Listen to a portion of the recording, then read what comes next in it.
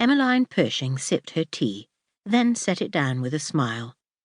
"Your success with the miners' charity is remarkable, Barbara. I have no idea where you find the patience to deal with all the bureaucracy." Barbara, Lady Graham, smiled back at her. "It's mostly a matter of nodding at the right moment, my dear.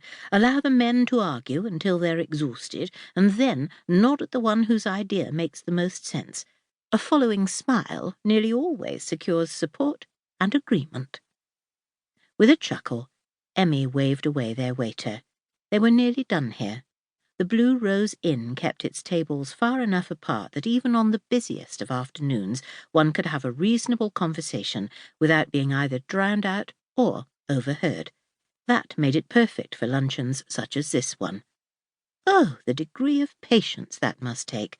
Does it work with Lord Graham, too? On all but the rarest of occasions. Barbara took a sip of her own tea. "Don't tell me you can't also bend Mr. Pershing with a smile, Emmy. I'll never believe it." "My chance to do so depends on whether Mr. Pershing ever looks up from the papers he's always obsessing over. I dare say if I could assure him that he's not the only one who understands that a single silly road in Africa could improve not just Britain's spice trade, but our relations with half of Europe, he would be much more amenable to holding a soirée for our friends and neighbours, for example." "I do love your soirées, Emmy." The Baroness leaned forward.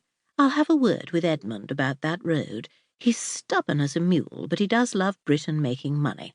And me, of course." Oh, yes, Lord Graham doted on his wife, which was why Emmy lunched with Barbara, despite Lord Graham's very conservative politics. She put a hand to her chest. "If Lord Graham were to support Mr. Pershing's road, Barbara, I dare say the resulting Winnover Hall soirée would be talked about for a season or more." They stood, and Barbara took her hand. "If you promise to have Mrs. Brubbins bake her delightful blackberry pie, you may consider it done, my dear." Emmy inclined her head. "Perhaps I'll have my cook send you a pie tomorrow, and you needn't wait. And that is why I adore you, Emmy." As she left the Blue Rose Inn, in the heart of the village of Birdlip, in the heart of Gloucestershire, Emmy was joined by her maid, Hannah. "It went well, I presume?" the maid whispered. They climbed into the waiting coach.